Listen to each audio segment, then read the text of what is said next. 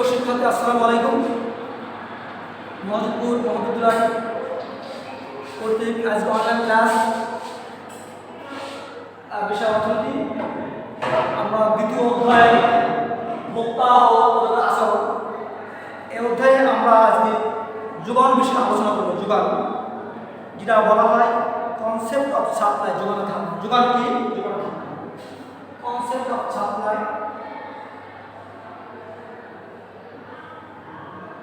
concept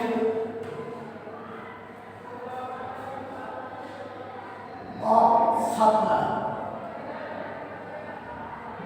supply যোগান ধারণা।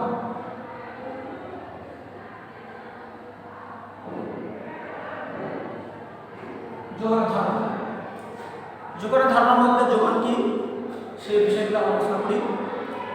আমরা জানি একটা নির্দিষ্ট সময়ে একটি দামে উৎপাদক বা বিক্রেতা যে পরিমাণ দ্রব্য বিক্রয় করতে রাজি থাকে সেটাকে আমরা যোগান করি। অধ্যাপক মেয়ার্সের মতে, অধ্যাপক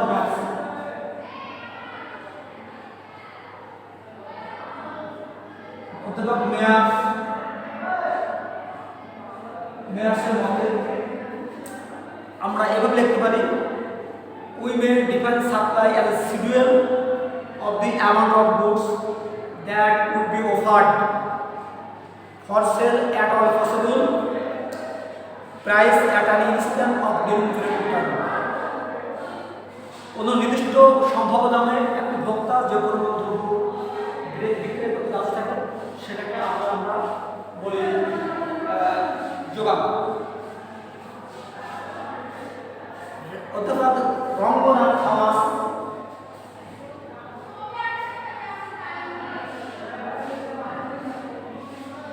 থমাসের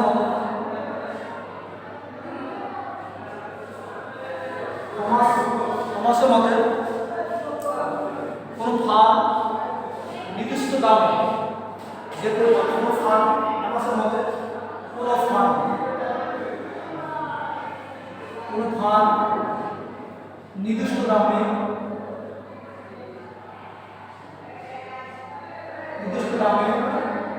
যে পরিমাণ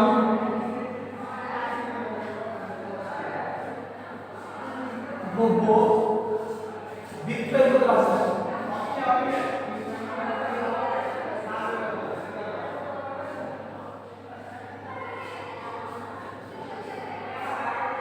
রাজি থাকে তাকে যোগান।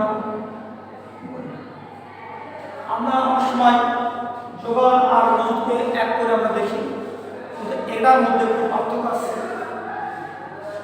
সেটা হচ্ছে, মনে করি রহিম সাহেবের 100 মণ ধান আছে। 100 মণ ধান থেকে সে 60 মণ ধান 500 টাকা দরে বিক্রি করতে রাজি আছে। এই 60 মণ হলো যোগান আর 100 মণ হলো মজুত। এটা হচ্ছে যোগান আর মজুতের মধ্যে পার্থক্য। এখন আমরা যোগান বিধি সম্বন্ধে আলোচনা করি। যোগান বিধি সম্বন্ধে আলোচনা করি। সেটা হচ্ছে যেটা আমরা ইংরেজিতে বলা হয় যে ল অফ সাপ্লাই।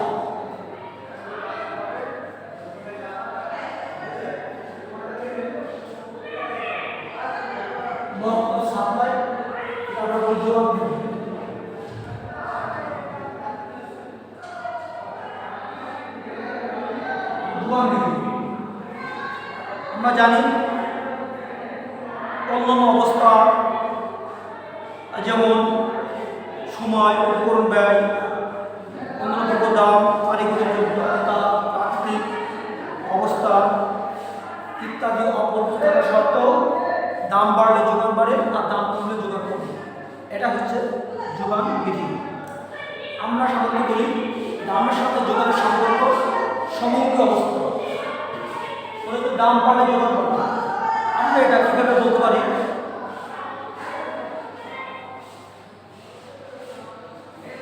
যে দাম বাড়লে যোগান বাড়ে আর দাম কমলে যোগান কমে।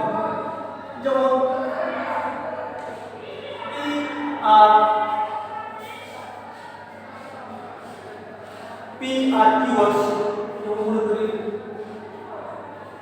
এটা দাম বাড়ছে আবার যোগানের পরিমাণও বাড়ছে, মানে পি বাড়ছে যোগান বাড়ছে। আবার অনেকটা দেখা যায় পি কমছে যোগান কমছে, তাহলে যোগানের সাথে দামের সম্পর্ক সমমুখী, যোগান যেভাবে বাড়বে দামের সাথে বাড়বে। এখন আমরা থাকি বিধি যোগান শ্রমিক যোগান আপেক্ষকের সাহায্যে যোগান বিধি আমরা যোগান আপেক্ষক বলতে আমরা কি বুঝি, যেমন মনে করি যোগান সমীকরণ, যোগান আপেক্ষক,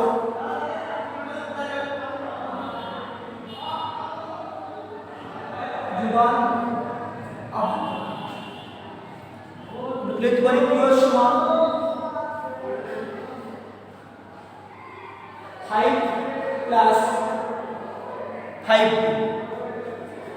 প্লাস 5। এখানে আমরা যদি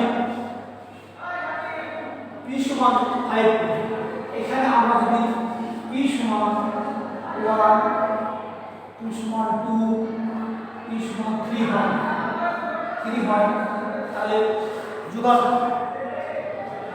3 হয়, তাহলে আমরা যোগান সম্পর্কে আলোচনা করতে পারি। তাহলে কিউ এর সমান P সমান 1 হয়, P সমান 1 হলে আমরা তাহলে প্রথমে হবে কিউ এর সমান কত হবে, এখানে আমরা কি করি 5 আর 5 P সমান হলে কিউ এর সমান হবে 10 পাবো। P সমান 2 হলে কিউ এর সমান হবে কত 15। P সমান 3 হয়, তাহলে কিউ এর সমান হবে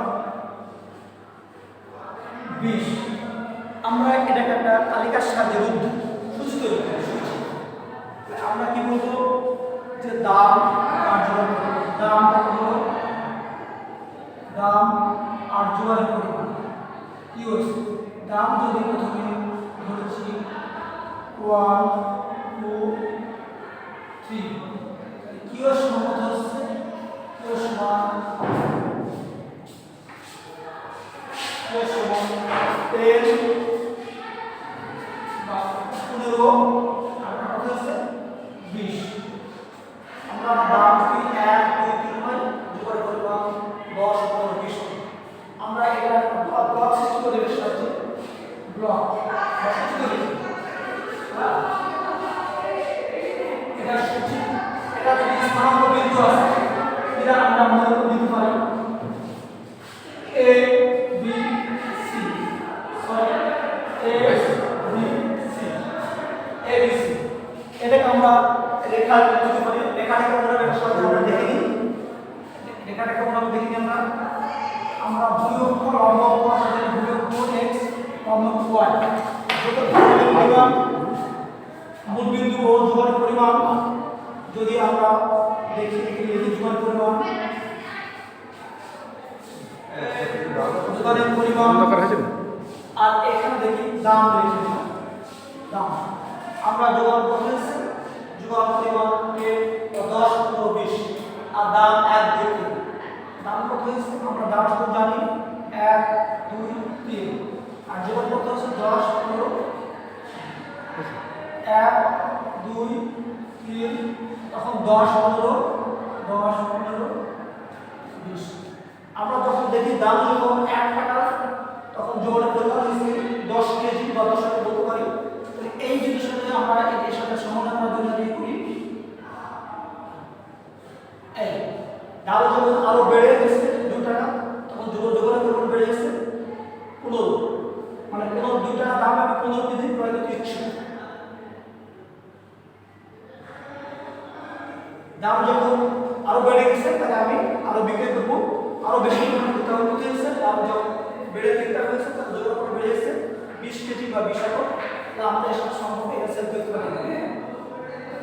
এইভাবে আমরা যদি এই রেখাটা এভাবে আমরা সেল করে দিই তাহলে এর শুধু 20 স্থানাঙ্ক বিন্দু আছে A B C, আর এই রেখাটা নাম হবে SS রেখা, যেটা বলে সাপ্লাই রেখা। তাহলে আমরা কিভাবে ব্যাখ্যা করব, দাম যখন বলে দেব যে 1 টাকা যোগানের পরে হচ্ছে 10 একক বা 10 টাকা 10 একক পরিমাণ বিক্রি করতে। এখন দাম যখন আসছে বেড়ে 2 থেকে 3 টাকা হয়েছে, যোগানের পরিমাণ বেড়েছে 15 থেকে